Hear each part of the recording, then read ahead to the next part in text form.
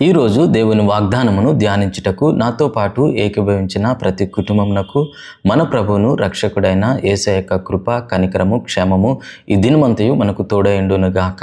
ఈరోజు దేవుని యొక్క వాగ్దానము మన ప్రభువును రక్షకుడైన యేసుక్రీస్తు ప్రభుల వారు నిన్న నేడు నిరంతరము ఏకరీతిగా ఉన్నారు.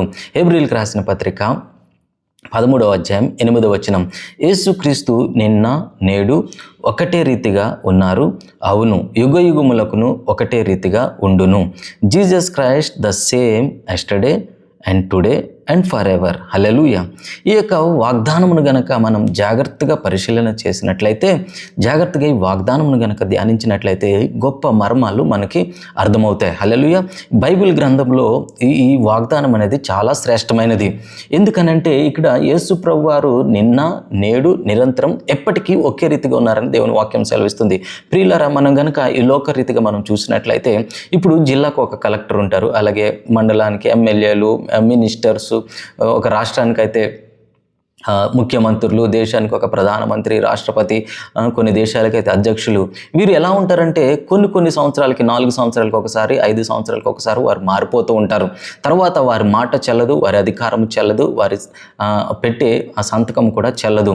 కానీ ఇక్కడ దేవుని వాక్యం ఏం సెలవిస్తుందంటే, యేసు ప్రభు వారు 2000 సంవత్సరముల క్రితమే ఎలా ఉన్నారో ఈరోజు అలా ఉన్నారంట, రేపు కూడా అలాగే ఉంటారంట. రేపే కాదు, యుగయుగములు కూడా అదే రీతిగా ఉంటారంట. హల్లెలూయా. ఇంత గొప్ప దేవుణ్ణి ఆరాధిస్తున్న నీవు నేను ధన్యులము. హల్లెలూయా.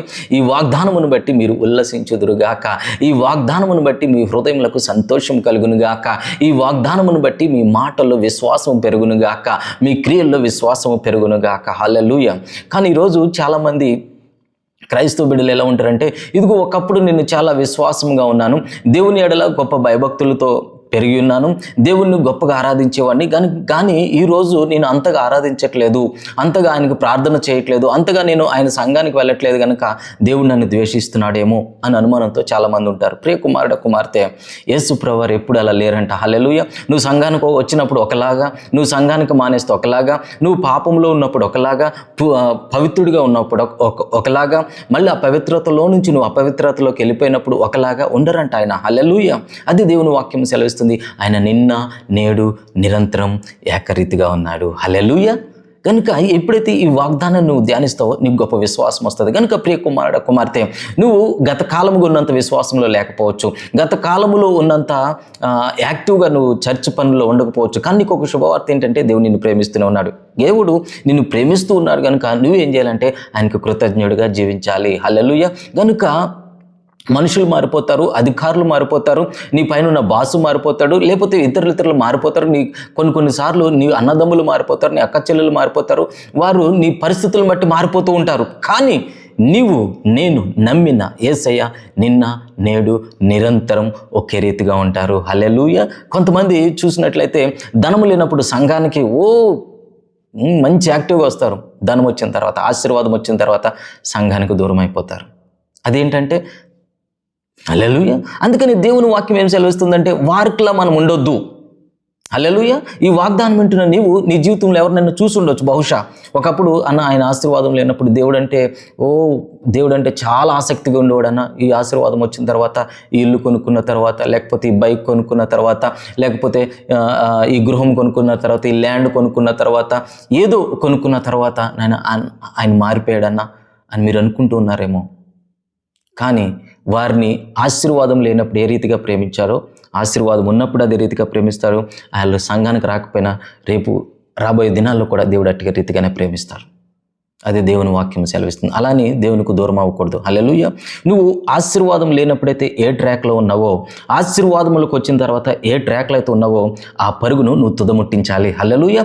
ఆ పరుగు పందెంలో ఇంకా అనేకమైన ఆశీర్వాదాలు దాగి ఉన్నాయేమో, బహుశా నీకు తెలియక నువ్వు దేవుని దూరపరుచుకుంటున్నావు. ప్రియ కుమారుడు, కుమార్తె, వచ్చిన చిన్న ఆశీర్వాదంతో నువ్వు ఆగిపోకు.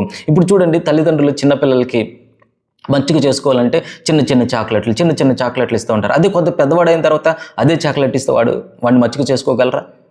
చేసుకోలేరు. అలాగే దేవుడు అంటే చిన్న ఆశీర్వాదం ఇచ్చాడు. అంటే రుచి చూసి నన్ను ఎరుగుడి అని దేవుని వాక్యం సెలవిస్తుంది. అంటే నిన్ను ఒక చిన్న ఆశీర్వాదాన్ని ఇచ్చి నిన్ను నా గురించి నువ్వు తెలుసుకో, నేను ఎంతగా నిన్ను ప్రేమిస్తున్నానని ఆయన ప్రేమ నిన్ను వ్యక్తపరుస్తున్నాడు. కనుక ఎప్పుడైతే ఆశీర్వాదం అనే ట్రాక్లోకి వచ్చావో, ఇంకా నువ్వు ఆయనలో పరిగెడుతున్నప్పుడు, ఇంకా ఆ పరుగు పందెంలో ఇంకా పరిగెడుతున్నప్పుడు అనేకమైన ఆశీర్వాదాలు ఉన్నాయి. హల్లెలూయా.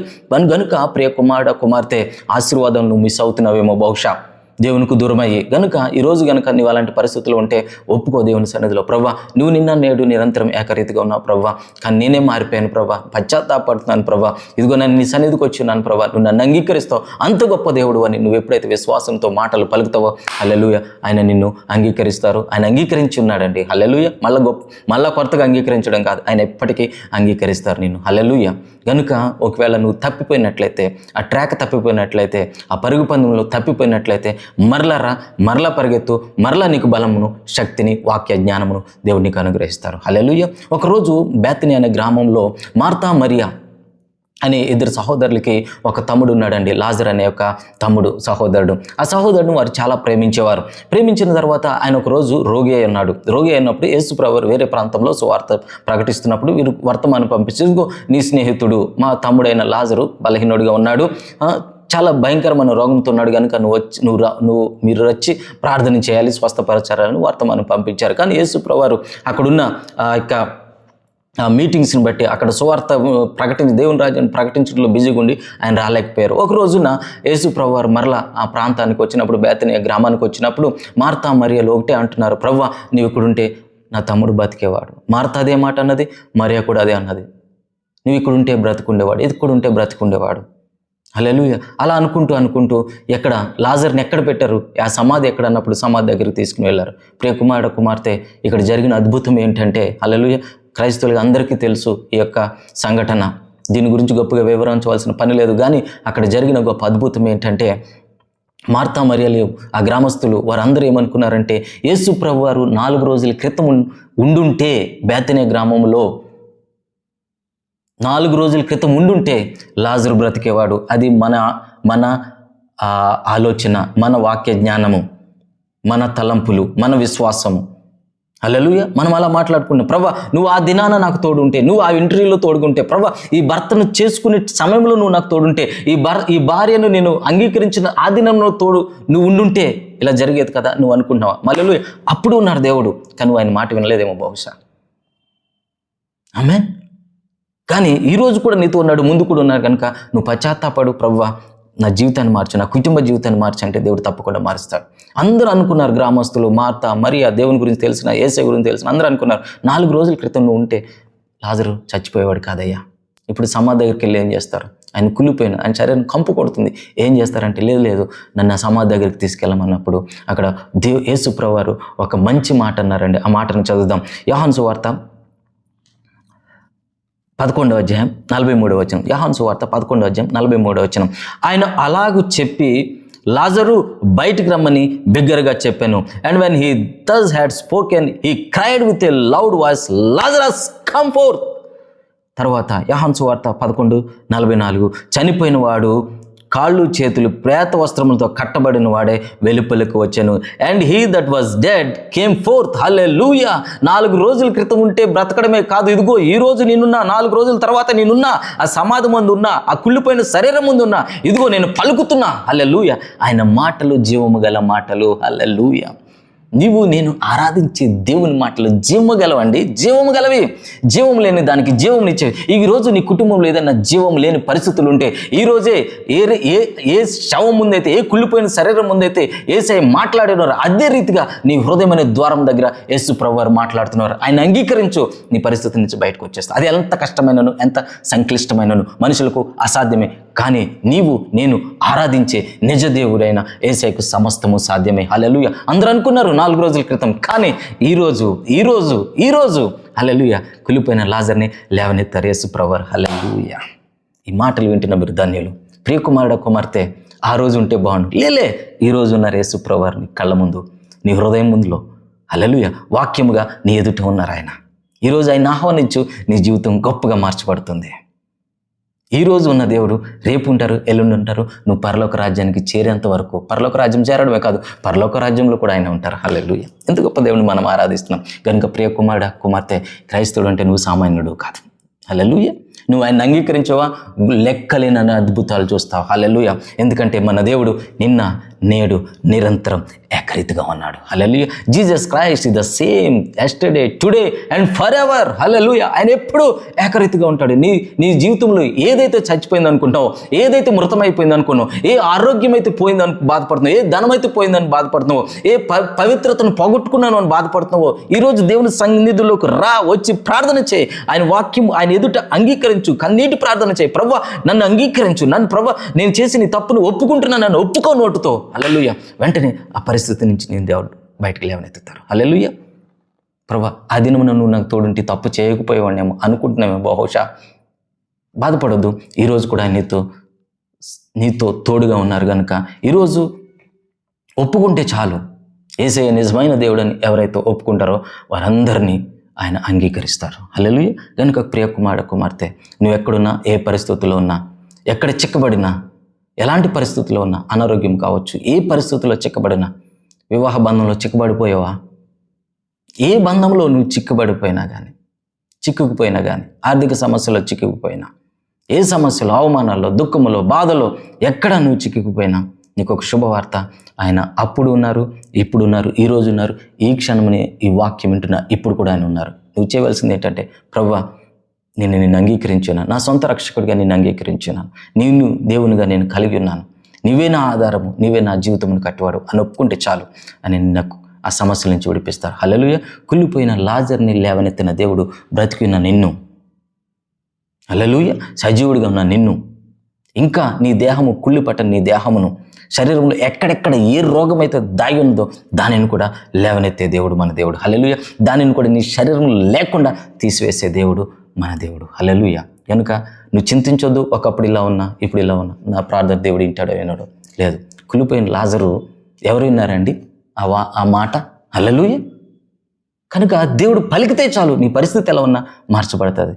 అలాంటి కృప నీకు, నాకు, నీ బిడ్డలకు, నా బిడ్డలకు, నీ తరమునకు, నా తరమునకు సదాకాలము కలుగును గాక.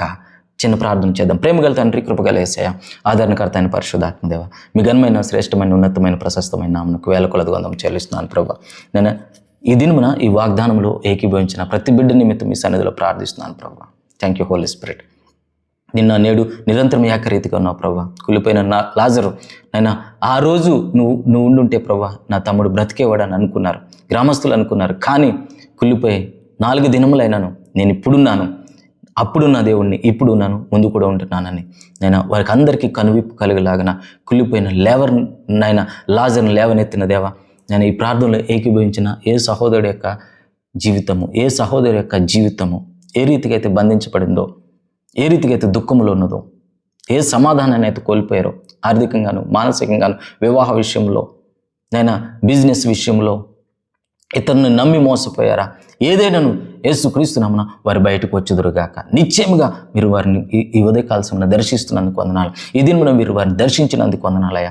వారి పరిస్థితి నుంచి మీరు లేవనెత్తి ఈ ప్రార్థనలు ఏకీభవించిన ప్రతి కుటుంబంకు నిశ్చయముగా, ఖచ్చితంగా సమాధానమును, నీకు ఆశీర్వాదములు ఇచ్చినందుకు వందనం చెల్లిస్తూ యేసుక్రీస్తు నామమున మా మనవులను అడిగి పొందుకున్నాం తండ్రి. ఆమేన్, ఆమేన్, ఆమేన్. కనుక ప్రియ కుమారుడు, కుమార్తె, నీకు ఒక శుభవార్త. ఈరోజు కూడా యేసు ప్రభువారు నీతో ఉన్నారు, ఈ క్షణం కూడా నీతో యేసయ్య ఉన్నారు. కనుక దిగులు చెందకు, భయపడకో. చిన్న ప్రార్థన చేయి, యేసు ప్రభువారు నిన్ను తప్పకుండా ఆ సమస్య నుంచి విడిపిస్తారు. హల్లెలూయా. కనుక ఈ దినం నుంచి నీ జీవితంలో ఏదైతే మృతమైపోయిందో యేసయ్య ఎదుట ఒప్పుకున్న ప్రతిసారి దానికి జీవం వచ్చును గాక. నీ ఆరోగ్యమునకు జీవం వచ్చును గాక, నీ మోకాలకు జీవం వచ్చును గాక, నీ ఎముకలకు జీవము కలుగును గాక, నీ నరములకు జీవము కలుగును గాక, నీ మాంసమునకు జీవము కలుగును గాక, నీ రక్త కణములకు జీవము కలుగును గాక, నీ కిడ్నీలకు జీవము కలుగును గాక, నీ ఊపిరితిత్తులకు జీవము కలుగును గాక, నీ గుండెకు జీవము కలుగును గాక, నీ కన్నులకు జీవము కలుగును గాక, నీ నోటికి జీవము కలుగును గాక, నీ లివర్కు జీవము కలుగును గాక, నడినెత్తి మొదలుకుని అరికాలు వరకు ఏ అవయవం అయితే ఉన్నదో ఆ ప్రతి అవయవమునకు జీవము కలుగును గాక. ఈరోజు బయటికి వెళుతున్నావు, నువ్వు లోపలికి వస్తున్న నువ్వు ఆశీర్వదించబడదువు గాక. నీ ఆర్థిక స్థితిగతుల్లో జీవము కలుగును గాక. నీ చేతి పనుల్లో జీవము కలుగును గాక. నీ చుట్టుపక్కల ఇరుగు పొరుగు వారితో నీ యొక్క సంబంధమునకు జీవము కలుగును గాక. నీ నోటి మాటలకు జీవము కలుగును గాక. నీ రక్త సంబంధులతో ఉన్న అక్క బంధమునకు జీవము కలుగును గాక. నీ భర్తకు నీకు, నీ భార్యకు నీకు ఏదైనా బంధంలో ఒకవేళ మృతమైపోతే ఈ ఉదయకాల సమయం వాగ్దానం వింటున్న నీకు మీ బంధము మరలా తిరిగి జీవము కలుగును గాక. నీ బిడ్డలకు జీవము కలుగును గాక. ఎవరైతే నీ కుటుంబంలో రక్త సంబంధికులు, స్నేహితులు, నీకు తెలిసిన వారిలో ఎవరైతే జీవాన్ని కోల్పోతున్నారో అనారోగ్యం బట్టి వారందరికీ జీవము కలుగును గాక. నీవు దేశం యొక్క ఉన్నత స్థానంలో ఉందువు గాక. ఆమేన్, ఆమేన్, ఆమేన్. ఇటు కృపను నీకు నాకు సదాకాలము ఆ దేవత దేవుడు దయచేయను గాక. యేసు ప్రభువారు నిన్న నేడు నిరంతరం ఏకరీతిగా ఉన్నారు. హల్లెలూయా. ఈ శుభవార్తని రోజంతా ప్రతిరోజు ధ్యానించు, గొప్ప అద్భుతాన్ని జీవితంలో చూస్తావు. అందరికీ వందనాలు. షాలోమ్.